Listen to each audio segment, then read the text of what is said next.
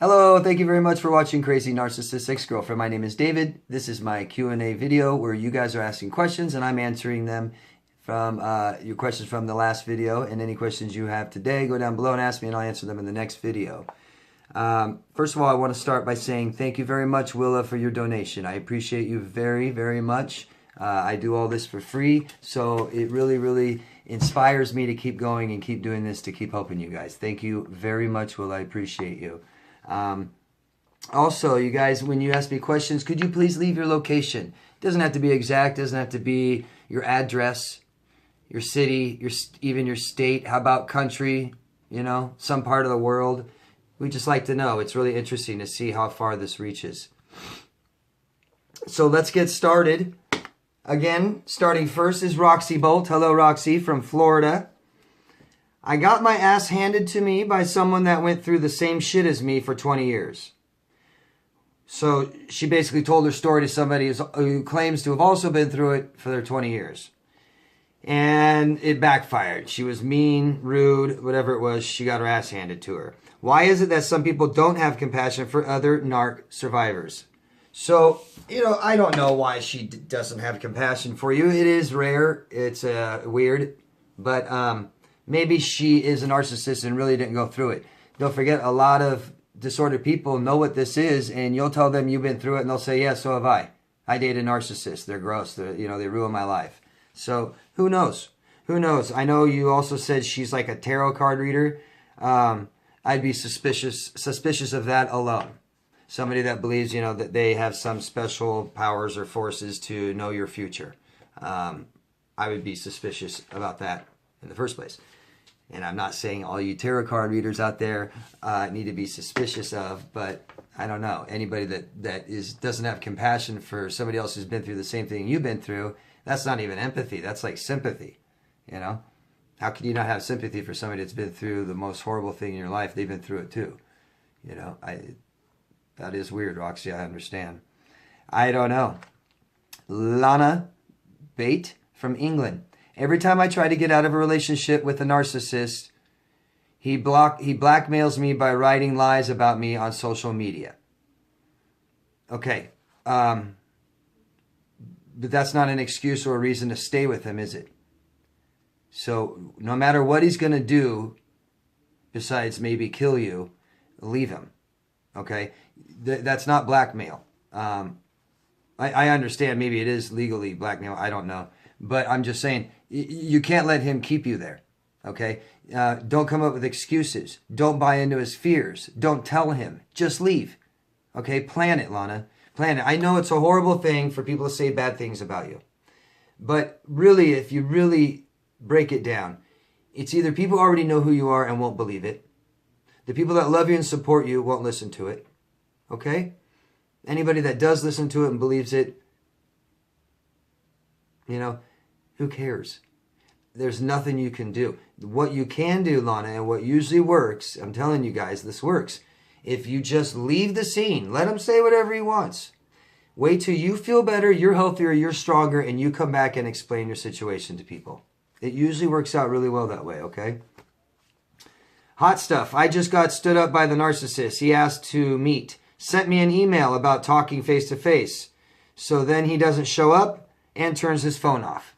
Yes, hot stuff. This sounds like a borderline, and this is what they do. It's a constant game of fear of abandonment. So he's afraid to be abandoned, so he abandons you. And then when you're gone, he wants you to come back, and he doesn't want you to leave him. It's just a sick game. Stop contacting him. Don't agree to meet him. Don't text him. Don't talk to him. Don't answer the phone. Nothing. Nothing. Ask yourself what it serves you. You know, it feels good. What do you get out of it? You're getting something out of it? Stop. It's not worth it. No contact is not a joke. No contact is to save your life. Okay? It's a deal you make with yourself. It's a contract that you make with yourself to choose the rest of your life over the rest of somebody else's life. Because that's all you will do. You will forfeit the rest of your life for this person. You will constantly meet them and they will constantly do this to you. It will never stop. Stop this, hot stuff. I know that you've been dealing with this person for a while now. I don't know why. You're just killing yourself. There comes a certain point where it's not his fault anymore. I mean, it is his fault, but you got to stop doing this. He's going to keep doing it as long as you let him. He's disordered, okay? Don't play the game with him. Learn, grow, and sing. Can you talk about the psychopaths and all the shootings that keep happening and why they just don't abuse the people at home? Well, I'm sure they abuse the people at home still, but that's not enough. These psychopaths that commit these shootings, feel free. I just made, when the shooting came out, it was a couple weeks later, like a month ago, I made a video called about the Las Vegas shooting. It's called the Las Vegas Massacre. Go check that out if you really want to know. And basically, psychopaths, they don't have emotions as we do. They don't feel human emotions like we do. And they're aware of this. They know it's missing, and their lives are very empty. They want to feel. They want to have human emotion, and they kind of start feeling like they're not alive, like they're not real, not human anymore. They basically, it comes down to, they will do anything to feel human emotion again. And it tends to be as extreme as murdering people. So that's why they're doing it. Okay. Haley McBride from Ontario. How does someone appreciate a loving, calm relationship as opposed to the high narcissist gives you? So, do you appreciate that relationship with the narcissist? No. You should be able to appreciate somebody who doesn't abuse you. If you can't, then you need to stay single long enough until you do. Because you are still reacting to the high that the narcissist gives you, and that's sick. I mean, that means you're kind of sick, you know? So separate from them, stay away from them, start giving yourself that high. Start giving yourself that high. Do things that release endorphins in your brain, and you won't think about this guy anymore. Go on vacation. Have a good time. Enjoy yourself. Okay? Then when you start dating, you'll appreciate somebody that doesn't abuse you. You will appreciate somebody who's stable, who genuinely loves you, that you can trust, and you have security in your relationship. That's what you can appreciate. Trust me. Okay? The excitement of real, genuine love is way more powerful than a lie. Okay? Sam Hines from Manchester, United Kingdom. Hello, Sam. My ex-narcissist ignored me in public. What does that mean? And he gave me more details, but I mean, probably done with you. If she discarded you and she ignored you, she's done with you. If you discarded her and she ignored you, she's playing a game. She doesn't want to make herself vulnerable. She's trying to get you to approach her so she can deny you. You know what I mean? It's just a game, Sam. These aren't healthy, normal people. Okay? So anything they do or don't do is because of them. It's for them. So that should help you understand why they do anything. It's always for them. Always, always, always. Not for you. Not for you. Mavis Washington from Pennsylvania. What's up, Mavis? What does it mean when a narcissist provokes you to anger, blames you, slaps you, pushes you on the bed, and has sex with you as soon as you begin crying? Then he cries with you. Wow. God, I feel like I was just with a borderline there for about 4 years. He's borderline, okay? He cannot regulate his emotions at all. So it's up, down, cry, blah, blah, blah. That's why these people commonly get misdiagnosed as manic depressant, but they aren't. They have a personality disorder because they're highly abusive. Pushes you, slaps you, makes you angry, blames you, all psychological bullshit. And then has sex with you, which is rape. Okay? That's rape, Mavis. And then you begin, he has sex with you as you begin crying, and then he cries with you. This guy's fucked up. What does it mean? It means he's dealing with his own goddamn demons in his head. Stay away from him, okay? Don't let anybody do any of this to you. You don't let anybody push you. You don't let anybody slap you. You don't let anybody force sex on you. You don't let somebody sit there and abuse you while you're crying and provoke you to be angry and then blame you. None of this is okay. Don't let anybody do it ever again, okay?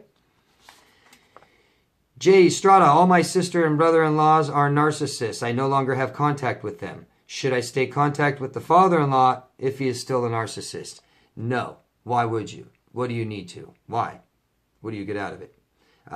Because you're the person you're married to wants to have a relationship with their father, you tell them, I won't stand for that. They're disordered. Your father is abusive to me. Your father is abusive to you. So why in the hell will we talk to him? If you have children, you definitely don't want your children around him. That's good enough reason right there. If it's not good enough reason for you and him, it should be enough for your children. I don't know if you have children, but if you do, there's good enough reason to not talk to an abusive father. Screw him. Shar from New Jersey. Just because I was denied the restraining order, does that give him the go-ahead to still harass me? No. And Shari, I'm really sorry you got denied that restraining order. It does happen. It's not the easiest thing to prove. Next time, get a lawyer. Don't give up. Okay, you can always try again. If he keeps harassing you, then you need to try again. Document this, everything. Document. Save text, save phone calls. Write everything down he does, time and day, how it makes you feel. You can also just go down to your courthouse and file harassment charges. Okay, so for every single incident, you can go down there and file a harassment charge, file a harassment charge, file a harassment charge. Okay? Next time you want to get a restraining order, I'd advise to get a lawyer because he will be able to advise you better on if a restraining order will even stick and how you can help by making it stick. So don't give up, Shar. I'm really sorry. And all you guys out there, this is what you do when people harass you and stalk you and all these things. You go get restraining orders because that's documenting that these people are like this. Because these people do it to everyone, not just you. They're going to do it to the next person. And if the next person gets harassed and they file harassment charges and they file a restraining order, guess what happens, right? There's a long pile or a big pile of these things on this one person. I'm sorry. Keep trying, Shar. Don't give up. Okay? You can try again. You don't have to stop there. Okay? Especially if he keeps harassing you. It's like I file for a restraining order, Your Honor, and you denied me, and now he's harassing me still. Just please help me. Show him harassment every night. He called me 30 times this time. He could stop by my house. He did this. You know what I mean? Isaac Barlow. I've been no contact for 2 months, besides her finding ways to email me and ask me for sex. She is married. I still love her, but she won't marry me because of money. So you want to marry her, Isaac? You want to marry a narcissist, but she won't because you don't have enough money. You still want to marry someone like that? That's sick, Isaac. You deserve better than that. You're worthy of someone actually loving and nice instead of abusive, Isaac. And she won't stop emailing you. I'm thinking, I don't want to be mean about it. I'm thinking that's what you just said. She won't marry me because of money. Good. I'm glad you don't have enough money for her.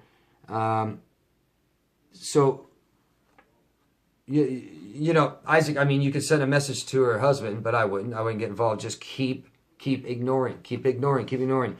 If you respond, that's why she keeps doing it, okay? If you're responding to emails, if you're reacting in any way, that's why she'll keep trying. If you just deny her, they stop. They don't like that. They don't like rejection. They get the idea. They get the picture. They realize that you are on to them and you've had enough of their bullshit. Okay? So just keep going. Just keep going. File harassment charges. Get a restraining order if you need to. Brandon Lease. Would love to know where you're from, Brandon. How do you tell a friend or someone that doesn't know anything about NPD about what you experienced? Good question.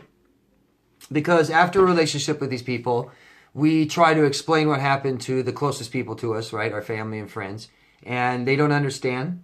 And the reason they react the way they do is you are so emotionally involved and attached to this still. You are in distress. You're like, this happened, and then they did this, and then they did that. If you take a 4-year or a 6-year or a 10 relationship and you sum up all the bad things they did and tell someone at once, they cheated on me, hit me, they lied to me, they walked out on me, they used me, they took my money, they ruined my car. That's pretty overwhelming for anyone to sit and listen to that you stayed with someone that long, okay? You have to admit that is. So, that doesn't work, does it? Right? you try and explain to somebody what happened and you're just like, they did this to me and that to me and oh God, you know what I mean? And the other thing is they can't help you. They can't fix you. You know, you come with a problem, they want to have the answer. They don't have the answer. Get away from me. You know what I mean? It's like, I don't know. Leave me alone, Brandon. It's your fault. Stop doing it. Why'd you stay so long? So, what you do, Brandon, is you just try to explain what NPD is. You know, a person with NPD has no empathy. They literally cannot know how you feel. They have no remorse. They don't feel bad for what they do. Go down the list and explain to them. There's many traits that make up a narcissist. Explain to them how covert they are, how they build on, they're the perfect partner at first. Almost nobody can deny them at first. They are amazing. You know, they find out who you are, what you like, what you want, and they become that. They become the best friend, the best sexual partner, everything. So explain it to them on that side of it, that this is what a narcissist is. And if you're around one for too long, they cause damage to your brain. There's parts of your brain that shrink and swell because of the good things they do and then the bad things they do. And it causes damage to your brain. And after enough of it, it's really hard to make decisions for yourself. They cause post-traumatic stress disorder just like soldiers. Tell them it makes people want to kill themselves. Okay? That's what I do. That usually helps. You just really make them first understand what they are, and then try to make them understand what they do, and then try to, to explain the aftermath and how it leaves you feeling. I hope that helps, Brandon. Michael from Pennsylvania. Hi, Michael. Why are narcissists so willing to put themselves in danger by having unprotected sex? Well, let's see. I'll just come up with some reasons what I think. First, they aren't very good future planners, are they? Right? So they don't prevent bad things that are going to happen in your future. Matter of fact, they'll keep making the same mistake over and over and over again. They're very pathological, aren't they? So they could get a disease and still not figure it out and not wear or use protection, right? And they don't care if they give you that disease. What else? Massive feelings of shame and unworthiness is what they have. Maybe they don't feel worthy enough to be healthy, to live healthy, because none of their life is healthy, right? Maybe they're doing it on purpose. Maybe it's a way for them to feel closer to you. Maybe they want to give you a disease. Maybe they want to get you pregnant, or trying to get pregnant. All kinds of reasons I can come up with, but basically you're talking about disordered people who don't think clearly. They don't make rational, good, healthy decisions. You know, they sometimes are drug addicts and alcoholics. Sometimes they kill themselves. Sometimes they kill other people.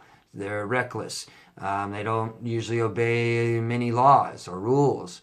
Like I said, they make the same mistake over and over again. They will not plan their future, you know. These aren't people that save money for, to buy a house. You know, these aren't people that pay off, go to college, finish, and pay it off. These aren't people that, you know what I mean? They're disordered. They don't function well. They don't have success in parts of their life. You know? Makes sense to me. Jenny from Medford, Oregon. Hello, Jenny. Hope you're doing well. I'm going no contact with my narcissistic father. Good for you. What do I do about my family's anger at me? Nothing. You don't have to do anything, Jenny. You don't owe anybody anything but yourself. You're doing something good for yourself. He's an abuser. You're cutting him out of your life. Your family doesn't like it, do they? Your family doesn't like it.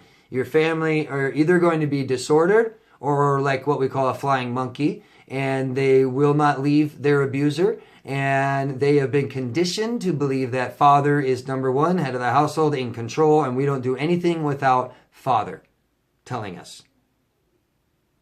And he is going to smear campaign you, but he's going to, isolate you, separate you, divide you from the rest of the family, and, now these people are my good children, and they're on my good side, and then he might spoil them, and they're all going to talk bad about you.